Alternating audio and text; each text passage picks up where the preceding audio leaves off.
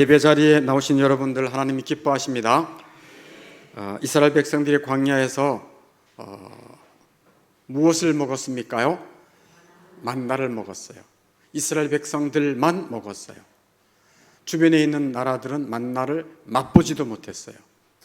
만나는 하나님의 백성에게만 주시는 양식입니다. 거룩한 주일날 하나님의 전에 나온 백성들에게만 하나님이 주시는 말씀이 만나인 것입니다.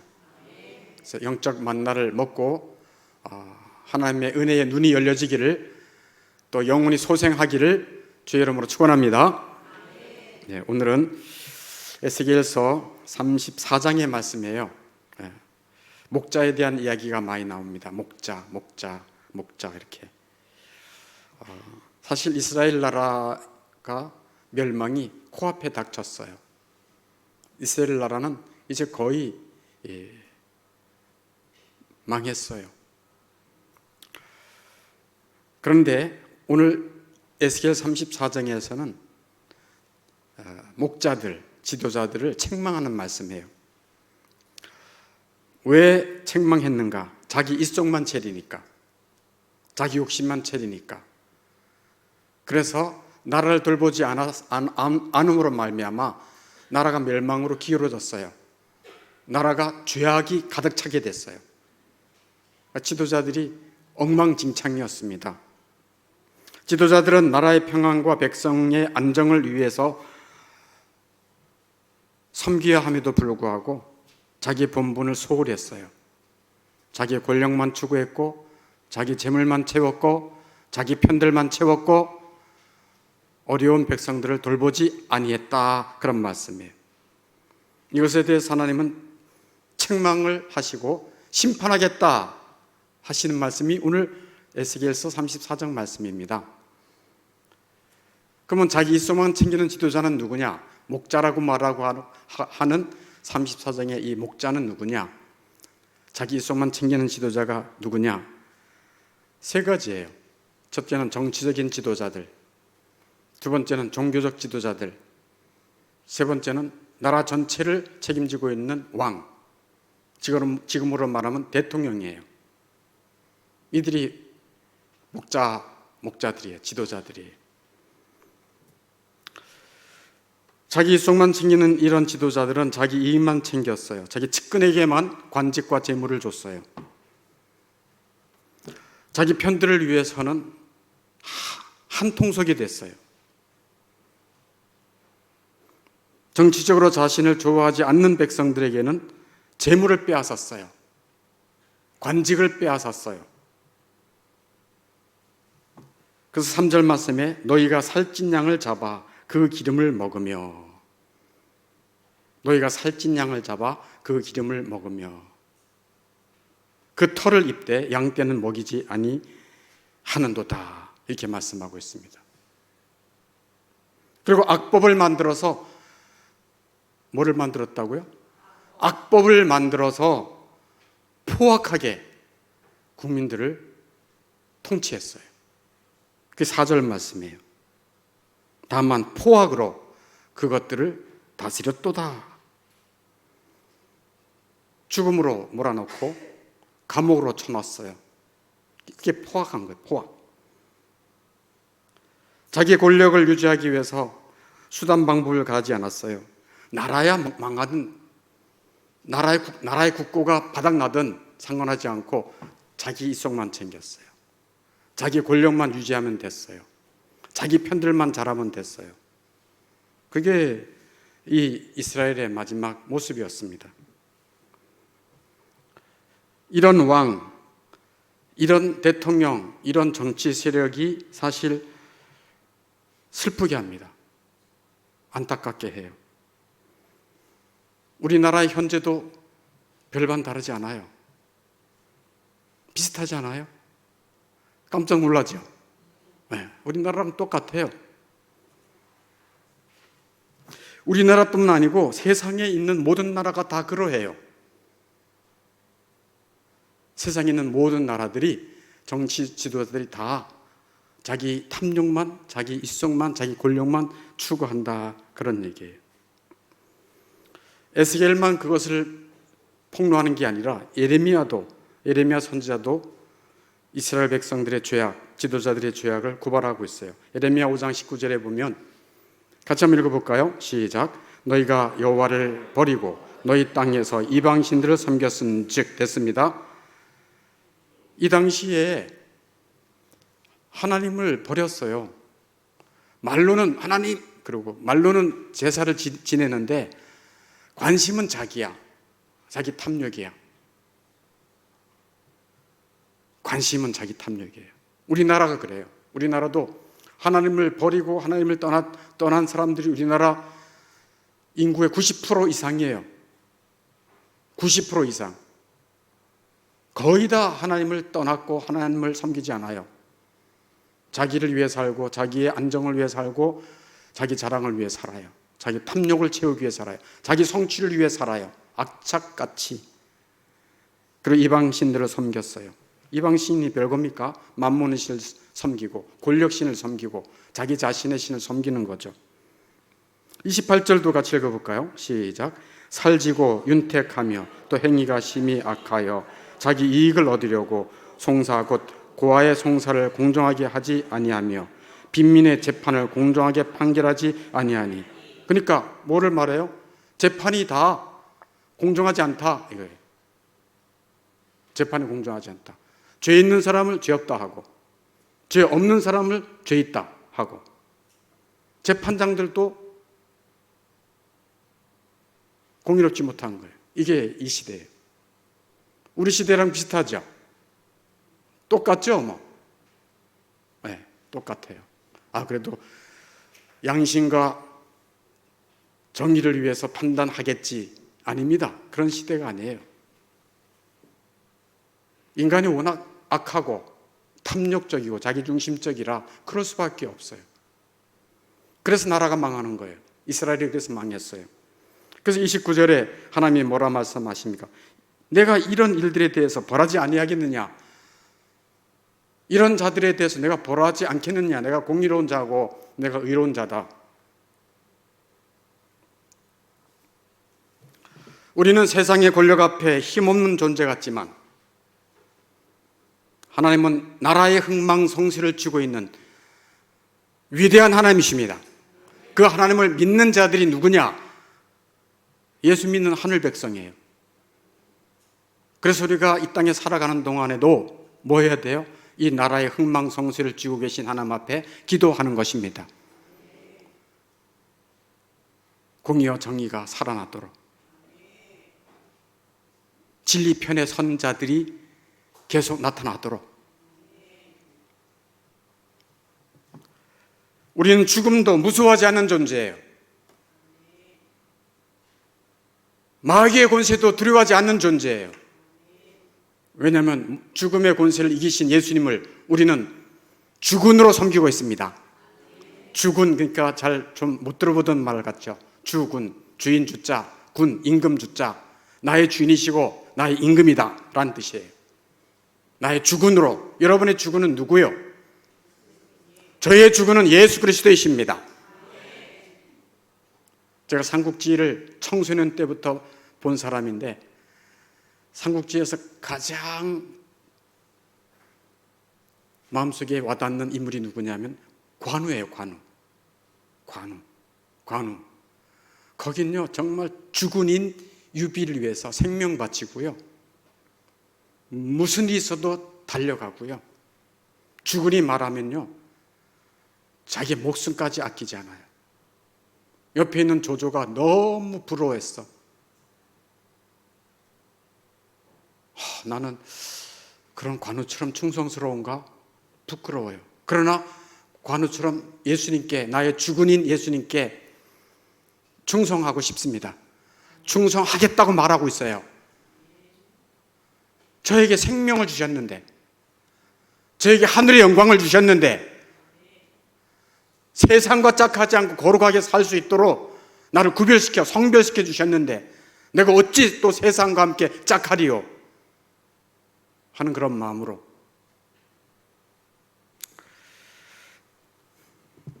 자기 입술만 챙기고 나라를 망하게 하는 지도자들을 하나님은 반드시 심판하십니다.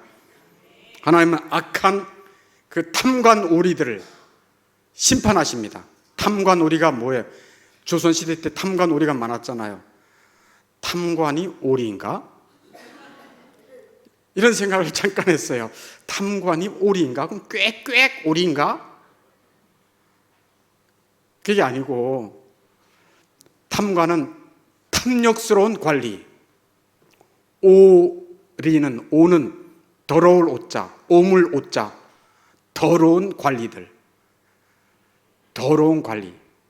그러니까 오물 같은, 쓰레기 같은 관리들이란 얘기예요. 자기 입속만 챙기는 쓰레기 같은 관리들.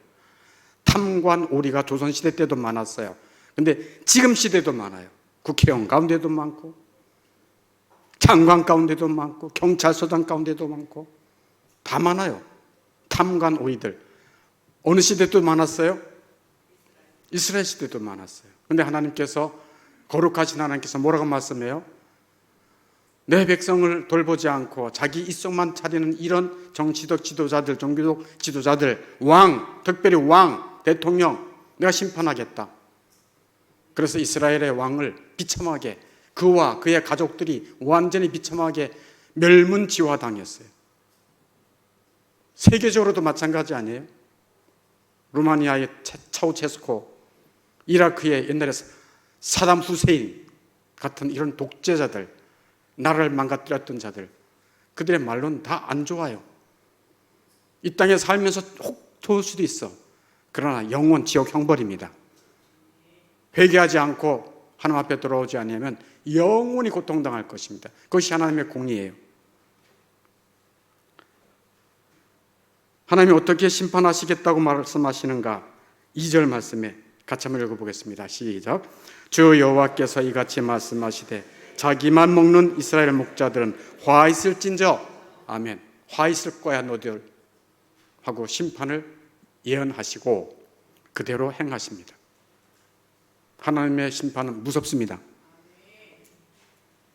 5절에 목자가 없으므로 그것들이 흩어져서 모든 백성들의 밥이 되었도다. 모든 짐승들의 밥이 되었도다. 이들이 이렇게 고통당한다. 내 백성들을 이렇게 너희들이 죽이는구나. 힘없다고, 너희들이 권력이 있다고 이렇게 흩어버려? 8절에 내 양을 찾지 아니하고 자기만 먹이고 백성을 위하지 않고 자기만 먹이고 내 양떼를 먹이지 아니하였도다. 하나님은 자기 입술만 챙기는 이런 지도자들, 이런 목자들을 처절하게 심판하셨습니다. 지금도 심판하십니다. 영원히 심판하십니다. 그들의 이빨을 다 부러뜨리십니다. 그들의 아내를 거지가 되게 하십니다. 그 성경 말씀이 있어요. 그의 자녀들이 거렁뱅이가 될 것이다. 그게 하나님의 심판이에요. 성경에 그대로 나와 있어요. 그러면서 하나님은 놀라운 약속을 주세요. 어떤 약속을 주시는가? 내가 진정한 왕, 진정한 목자를 세울 거야. 이런 정치 지도자들, 이런 종교적 지도자들, 이런 왕들 다 심판하고 내가 진정한 왕, 진정한 목자를 세울 거야. 그게 오늘 에스겔서 34장 23절, 24절에 하나님이 약속을 하세요. 자, 우리 예배 어린이 한번, 내가 한 뭐를 세워? 목자를 세우겠다. 하나님이 한 목자를 세우겠대요. 그들 위해 세워 먹이게 하겠다. 잘 먹이겠다. 이제 내가 내 종 다윗이, 그는 내 종 다윗이라. 다윗, 이 당시 다윗은 이미 죽었죠. 그러니까 다윗이라는 얘기는 다윗의 후손 중에서 목자를 세우겠다는 얘기죠. 내가 그들을 먹이고 그들의 뭐가 될지라? 목자가 될지라. 24절, 나 여호와는 그들의 하나님이 되고 내 종 다윗은 그들 중에 뭐가 되리니? 왕이 되리니. 그래서 진정한 목자와 왕을 세울 거다. 누구의 후손으로? 다윗의 후손으로 세울 것이다 라고 약속하고 계십니다. 다윗 후손 중에 한 왕을 세우겠다. 다윗의 후손 중에 한 목자를 세우겠다. 아멘. 그분이 누구일 것 같습니까? 예수 그리스도세요. 예수 그리스도. 그래서 이스라엘의 백성의 민족의 조상이 아브라함이잖아. 아브라함 때부터 이미 그것을 약속해 주셨어요. 아니, 아브라함 전에 창세기 3장 15절 여자의 후손에서 한 메시아를 약속해 주셨어요. 그리스도. 그래서 아브라함의 후손, 아브라함의 씨를 통해서도 주겠다 약속하시고, 그리고 사무엘하 7장 13절에서는 그는 내 이름을 위하여, 그냥 조용히 들으세요. 그는 내 이름을 위하여 집을 건축할 것이요 나는 그의 나라 왕위를 영원히 견고하게 하리라. 그는 이 다윗의 후손을 말합니다. 내 이름을 위해서 집을 건축할 거다. 하나님의 집을, 하나님의 나라를 건축할 것이고 나는 그의 나라 왕위를 영원히 견고하게 하리라. 예수님이 왕이 된 나라는 영원합니다. 이 땅의 나라는 금방 쇠해요. 없어져요. 그러나 하나님의 나라는 영원합니다. 그의 통치는, 주님의 통치는 대대에 이릅니다. 할렐루야. 그래서 메시아가 와서 자기 백성을 구원하실 것이다. 누구의 후손으로요? 아브라함과 다윗의 후손으로. 그래서 마태복음 1장 1절에 신약이 시작하면서 이것을 처음에 크게 땅 하고 알려줍니다. 같이 한번 읽어보겠습니다. 시작. 아브라함과 다윗의 자손 예수 그리스도의 계보라. 계보란 얘기는 족보란 얘기입니다. 아브라함과 다윗의 자손 예수 그리스도의 족보라. 그래서 예수님이 오셨습니다. 뭘로 오셨다고요? 목자로 오셨습니다. 뭘로 오셨습니까? 왕으로 오셨어요. 메시아라고 하는 자체가 왕이라고 하는 직분이 숨겨져 있어요. 왕. 메시아가 헬라어로 말하면 뭐죠? 그리스도예요. 히브리어로 말하면 메시아고. 할렐루야, 할렐루야 이렇게 핸델에 할렐루야 있잖아요. 그게 그리스도라는 뜻이에요. 그러니까 음악을 잘하든 체육을 잘하든 돈을 잘 벌든 어떤 은사가 있든 그 사람은 그리스도를 높이며 살아가는 것이 삶의 목적입니다. 그래서 핸델은 음악의 어머니라고 할 수 있는 핸델은 그 메시아를 통해서, 그는 죽었지만 음악을 통해서 계속 메시아를 높이고 있잖아요. 할렐루야, 할렐루야 하면서. 메시아, 즉 그리스도 예수께서 오셔서 어떤 일을 행하셨는가? 에스겔 34장에 7가지가 나와요. 간략하게 말씀드릴게요. 메시아, 즉 그리스도 예수께서 오셔서 어떤 일을 하시나 잘 따라오시길 바랍니다. 첫 번째는 11절에 내가 내 양을 찾고 라고 말씀하여, 11절에 내가 내 양을 찾고, 내가 내 양을 찾을 거다. 염소 찾으러 오신 게 아닙니다. 예수님은 염소 찾으러 온 게 아닙니다. 뭐를 찾으러 오셨어요? 양을 찾으러 오셨어요. 근데 양을 찾으러 오셨는데 누구 양이요? 내 양. 내 양을 찾으러 온 거예요. 그래서 누가복음 19장 10절에 뭐라고 말씀하세요? 인자가 온 것은 잃어버린 자를 찾아 구원하려 하심이라. 그래서 예수님이 이 땅에 오신 거예요. 내 양을 찾겠다. 내 양. 그래서 요한복음 10장 14절에 보면 나는 선한 목자라. 나는 내 양을 알고 내 양은 나를 안다. 서로 아는 거예요. 그래서 정말 예수님이 나의 목자다 그러면 그 양은 음매 그러나? 음매는 소인데 양은 어떻게 울죠? 어휴, 여러분이 너무 잘하시네. 매 이렇게 옛날에 이렇게 했어요. 매 이렇게. 양은요 목자를 졸졸졸 따라다녀요. 그래야 꿀을 먹을 수 있고, 그래야 맑은 물을 먹을 수 있고, 그래야 온갖 짐승들로부터 보호받을 수 있습니다. 목자 없는 양, 예수님 안 믿는 양은 죽은 목숨이나 마찬가지예요. 오늘 이 자리에 오신 여러분들, 하나님께서 성령으로 말미암아 감동 역사해 주시사 예수님이 나의 목자시구나 라고 하는 감동이 있기를 주의 이름으로 축원합니다. 그래서 예수님은 누구를 찾으러 오셨다고요? 내 양, 내가 내 양을 찾고 찾으러 왔다. 그래서 예수님이 이 땅에 오셔서 십자가에 죽으신 것은 세상 모든 사람을 구원하시기 위해 오신 게 아니에요. 이 세상 사람들은 착각하고 있어요.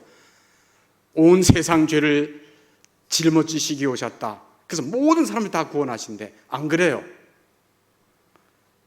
하나님이 주신 하나님의 양, 예수님의 양만을 위해 죽으신 것입니다. 그걸 제한속죄라 그래요. 뭐라고요? 제한속죄라 그래요. Limited Atonement.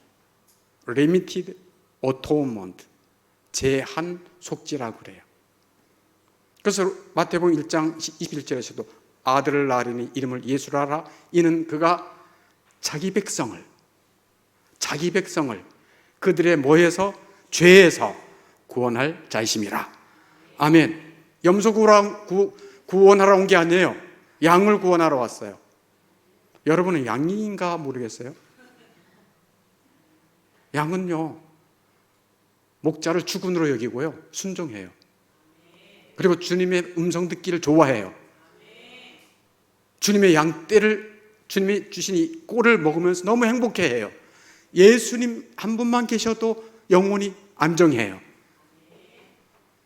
그러나 가짜 양은 예수님 별로 안 찾아요. 자기가 먹을 것을 찾아 다녀요. 글쎄, 자기가.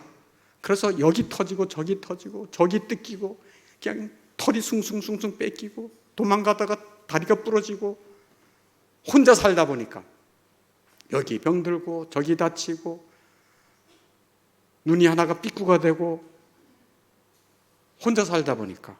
그러나 목자 밑에 있는 양은 포동포동하고 윤택하고 평안하고, 이럴 때는 아멘 하는 겁니다. 포동포동하고 윤택하며 평안한 것입니다. 그게 양이에요. 두 번째는 12절에 건져낼지라. 12절에 건져낼지라. 목자께서 오셔서 어떤 일을 하시는가? 건져내시는 거예요. 영어로 rescue.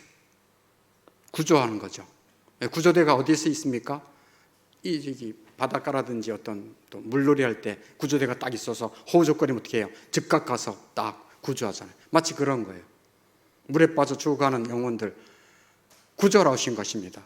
큰일 날 뻔했네. 그러는 거죠. 저도 어렸을 때 물놀이 해가지고 죽을 뻔한 적이 있어요. 이 물을 워낙 좋아해서 제가 어렸을 때 그냥 학교만 갔다 오면 가방은 어디인지 몰라. 그리고 냇가에 가가지고 친구들이랑 그냥 물속에 들어갔다 나왔다 하면서 얼마나 재밌게 놀았는지 내가 물고기인 줄 알았어요. 진짜로. 그냥 그 물속에 깊게 들어가서요, 그 밑에 있는 모래무지라는 고기가 있어요. 그거를 움켜가지고 와서 그걸 가지고 머리만 딱 떼어내고 고추장만 싸가지고 가서 회를 쳐먹고 그런 일을 했었어요. 네. 그래서 물속에 지금도 물속에 들어가는 게 되게 재밌어요. 이렇게 수영장 가서 물속에 한참 들어가서 있다가 다 보고. 옛날에 무슨 안경, 수안경이 어디 있습니까? 다 그냥 물속에 들어가면 그냥 딱 뜨면 그래도 다 잘 보여요. 그래도. 네. 옛날에는 이런 물안경이 없었잖아요. 그래도 참 신기해요. 물속에 들어가면 다 잘 보여요. 네. 예수님은 이 악한 세상에서 우리를 건지시러 오셨습니다.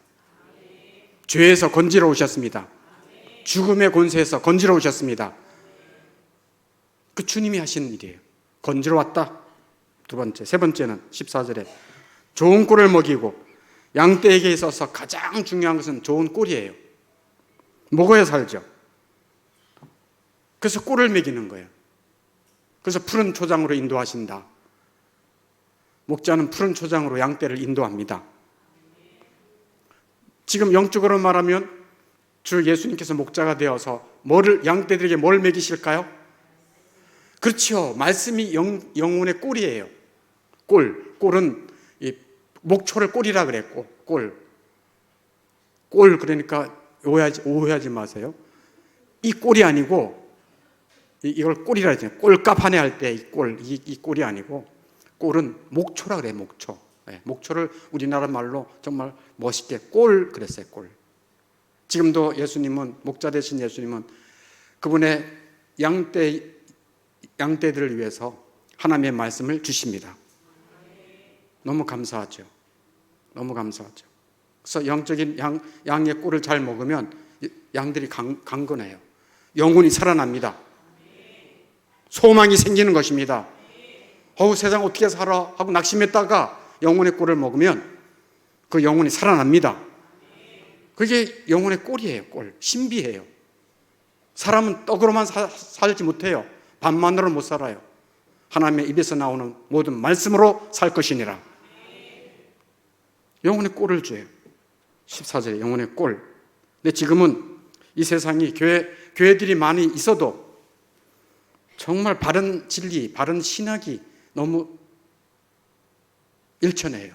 그래서 인본주의 신학, 물량주의 신학, 사회주의 신학, 해방신학 또는 종교다원주의, 예수님 외에도 구원이 있대요. 글쎄. 제가 제 친구가 다니는 청파동에 무슨 이름 대면 안 되니까 또 청파동에 있는 모 교가 있어요. 감리교에 있어요. 그 목사님 이름 대면 여러분 다 알 수 있어가지고 제가 또 공인이라 조심해야 돼요. 거기는 글쎄 종교다원주의를 주장해요. 그 교회에서. 그래서 절에 스님도 데려다가 설법을 듣게 해요. 스님을 데려다가 글쎄 어떻게 그럴 수 있어요? 종교다원주의예요. 또는 개톨릭의 신부를 데려다가도 말씀 듣기도 하고, 개톨릭으로 회귀하고 있어. 이상한 관상기도를 한다든지 이상한 일들을 하게 해요. 아닙니다. 교회는 진리의 말씀, 웨스트민스터 신앙 고백에 근거한 진리의 말씀에 바른 신학 위에 세워져야 됩니다. 그래서 로이드 존즈 목사님은 모든 설교가 교리적인 바탕 위에, 즉 바른 신학 위에 하나님의 말씀이 증거되어야 된다. 아멘. 그래서 저희 교회는 성경 말씀만 말하잖아요. 사실 성경 말씀만 말해야 돼요. 그것만 말하고 그것만 듣기에도 시간이 짧아요. 그래서 바른 신학, 바른 교리가 바른 생활로 이어지게 하는 것입니다. 네 번째는 15절에 내가 친히 내 양의 목자가 되겠다. 내가 친히 내 양의 목자가 되겠다. 그럼 첫 번째랑 이렇게 중복되는 것 같지만 첫 번째는 내가 내 양을 찾겠다라는 말씀이고, 여기 네 번째에서는 내 양을 찾아가 그냥 찾아 놓기만 하는 게 아니고 찾은 그 내 양에 내가 친히 목자가 되어서 너희들을 인도할 것이다. 끝까지 책임질 것이다. 내가 목자가 될 거다라고 하는 거예요. 내가 친히 내 양의 목자가 되겠다라고 하시는 말씀이에요. 15절에 그런 말씀이잖아요. 내가 친히 내 양의 목자가 되겠다. 할렐루야. 언제까지 보호해 주시는가? 세상 끝날까지. 언제까지 보호해 주시는가? 영원까지. 얼마나 감사합니까? 나에게 주군이 있어요. 죽음을 이기신 예수님, 불법이 가득한 세상에서 나를 구원하신 예수님, 죄에서 구원하신 예수님. 그래서 우리는 예배 다 마치고 우리 예쁜 어린이와 함께 570장 찬양하잖아요. 주는 나를 기르시는 목자요, 나는 주님의 귀한 어린 양. 푸른 풀밭 맑은 시냇물가로 나를 인도하여 주신다. 아멘. 주는 나의 좋은 목자, 나는 주의 어린 양. 저를 따라 꼴을 먹여주시니 내게 부족함 전혀 없어라. 아멘. 얼마나 아름다운 고백이에요. 다음에 다섯 번째 16절에 있어요. 상한 자 싸매주고 병든 자를 내가 강하게 하려니와. 상한 자 싸매주며 병든 자를 내가 강하게 하려니와. 우리는 영혼만 있고 육체가 없는 자가 아니에요. 육체만 있고 영혼이 없는 자도 아니에요. 영혼도 있고 육체도 있어요. 근데 우리 육체는 항상 병들어요. 여기저기 안 아픈 데가 없어요. 나이 드니까 저도 여기저기 아프더라고요. 요즘은 이게 여기가 아파가지고 여기가 아파가지고 이걸 한 손으로 못 든다니까요. 이 컵을 들려면은 두 손 이래야 들어요. 두 손 이래야 들어. 목사님 멀쩡하게 생겼는데 어찌 그렇게 됐어요? 몸이니까 안 아프면 이상하거든요. 제가 뭐 로봇캅도 아니고. 어떤 사람이 날 보고 목사님은 뭐 이렇게 늘 젊어 보이세요. 안 그래요. 나이 들면 다 아파요. 여기저기 아파요. 그래서 예수님이 이 땅에 오셔서 병든 자들을 불쌍히 여겨주셨습니다. 우리 몸 주님이 계시잖아요. 그 주님 앞에 기도하세요. 내 거는 안 나을 거야. 그렇게 생각하지 마세요. 병원을 찾아갈 수도 있어요. 찾아가세요. 그렇지만 궁극적으로는 주님이 내 몸에 의사십니다. 기도하시면 주님이 고치십니다. 영혼도 고치시고. 우리는 마음이 정말 상한 자들이에요. 두려움이 많고 염려도 많고 시기도 많고 낙심도 잘하고 외로움도 잘 타고 교만하기도 하고 어떨 때는 교만이 너무 높다 못해 열등감에도 빠지고 우리는 마음이 다 상한 자예요. 그래서 이사야 61장에 보면 하나님의 부르심을 받은 예수님이 마음이 상한 자를 고치러 오셨다라고 말씀하고 있어요. 그래서 우리 목자는 우리 육체도 고쳐주시고 우리 마음이 상한 자도 고치십니다. 그거 위해서 오신 거예요. 그 다음에 여섯 번째, 다섯 번째 지금 하고 있어요. 상한 자 싸매주고 병든 자 내가 강하게 하려니와. 근데 16절 끝에 말이죠. 16절 끝에 에스겔서 34장 16절 한번 찾아보세요. 16절 끝에 보면 내가 상한 자를 내가 싸매주며 병든 자를 내가 강하게 하려니와. 그 다음에 뭐라고 써 있어요? 살찐 자와 강한 자는 내가 없애버리겠대요. 무슨 소리예요? 탐욕이 많아가지고 남의 것 다 뺏어 먹고 권력으로 자기 죄 있는데도 죄 가리고 자기 다 이렇게 돈 많이 해가지고 너무 그냥 살도 찌고 막 또 강해. 아무도 그 사람 못 덤벼. 그런데 그런 살찐 자와 강한 자는 하나님이 심판하시겠다는 것입니다. 네. 너가 웃어 애통하리라. 너가 강하다고 너를 낮추리라. 그게 하나님의 공의예요. 자, 그 다음에 여섯 번째 17절에 있습니다. 17절에 심판하리라. 양과 염소를 나누어서 마지막 날에 심판하실 것입니다. 예수님은 심판주이십니다. 그래서 양은 마태복음 25장 46절에 양은 영생에 들어가리라. 염소, 그 악한 자들은 영벌에 들어가리라. 누가 심판하신다고요? 예수님이 심판 주세요. 하나님이 모든 심판을 예수님에게 맡기셨어요. 네. 그 다음에 마지막 25절 26절에 화평의 언약, 산 사방에 복을 내리되 복된 소낙비를 내려주겠다. 화평의 언약의 백성으로 삼아주시는 거예요. 화평의 언약.